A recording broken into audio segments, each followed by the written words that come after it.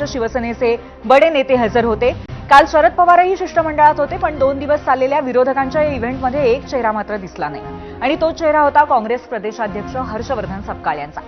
काँग्रेसच्या वतीने बाळासाहेब थोरात, वर्षा गायकवाड ही मंडळी शिष्टमंडळात होती, तरीही एवढ्या महत्त्वाच्या घटना घडत असताना सपकाळ नाही त्यावरती तर्क-वितर्क होणारच।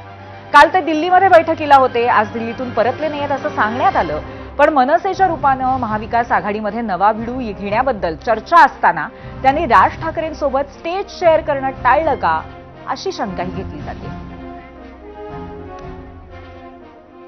आणि आजच्या बैठकीमध्ये झालेली आणखीन एक गोष्ट ज्याची चर्चा चांगलीच रंगली आहे, ती चर्चा आहे आमदार आदित्य ठाकरे आणि मनसे नेते अमित ठाकरेंची। झालं असं की बैठकीसाठी अमित आत गेले तेव्हा आदित्य आधीच एका खुर्चीवरती बसले होते।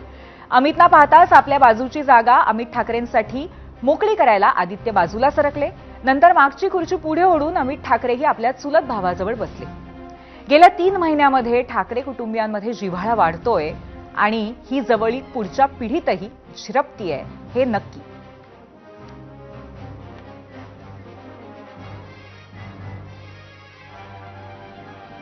आजच्या बैठकीमुळे मंत्रालयाच्या परिसरामध्ये गजबज होती आणि त्यावेळी आणखीन एक गमतीशीर अशी घटना घडली। आयोगाकडे बैठक सुरू असताना वंचित बहुजन आघाडीचे नेते प्रकाश आंबेडकर तिथे आले।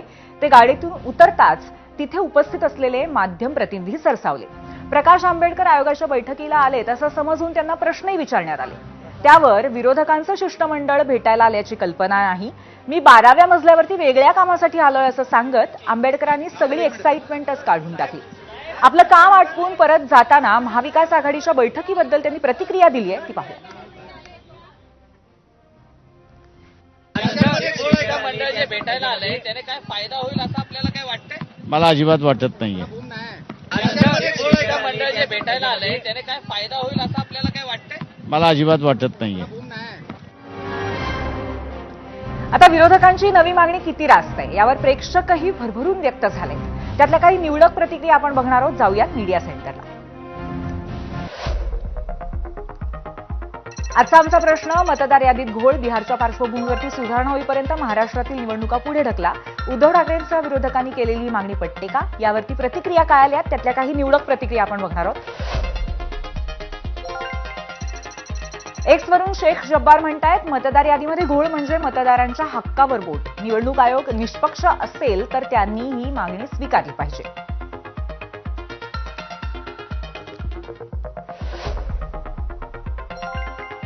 पुढची प्रतिक्रिया एक्सवरूनच आहे, श्याम यांची निवडणुकीची तयारी पूर्ण झाली असल्यामुळे निवडणूक पुढे ढकलणं अशक्य आहे।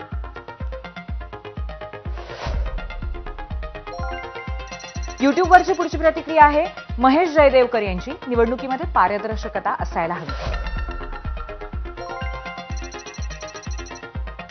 निवडणुका उशिरा झाल्या तरी चालतील पण सगळं नीट करूनच घ्या, कृष्णा मोहिते यांनी ही प्रतिक्रिया दिलेली आहे युट्यूबवरनं। फेसबुकवरून विश्वास चव्हाण म्हणतायत, कोल्ह्याला द्राक्ष आंबट असतात, निवडणूक जिंकता आली नाही की निवडणूक आयोग खराब, ईव्हीएम खराब, मतदार याद्या खराब। उद्धव ठाकरे राहुल गांधींची भाषा बोलतायत, त्यांच्याकडे स्वतःचे विचार राहिले नाहीत, पांडुरंग काळे यांनी फेसबुकवरनं प्रतिक्रिया दिली आहे। फेसबुकवरची पुढची प्रतिक्रिया आहे, नितीन अंबुरे यांची, निवडणूक पुढे ढकलायची असेल तर न्यायालयामध्ये जा असं त्यांचं म्हणणं आहे। फेसबुकवरनं अशोक फडतरे म्हणतायत, निवडणुका पारदर्शकपणे झाल्या पाहिजेत, सामान्य मतदारांच्या मनातल्या शंकाच विरोधी पक्षांनी विचारल्या आहेत। इंस्टाग्रामवरनं शौनक भिडे यांची प्रतिक्रिया आपण बघतोय, उद्धव ठाकरेंसह विरोधकांनी केलेली मागणी योग्यच आहे, घोळ दूर न करता निवडणूक घेणं म्हणजे जनतेला फसवल्यासारखं आहे।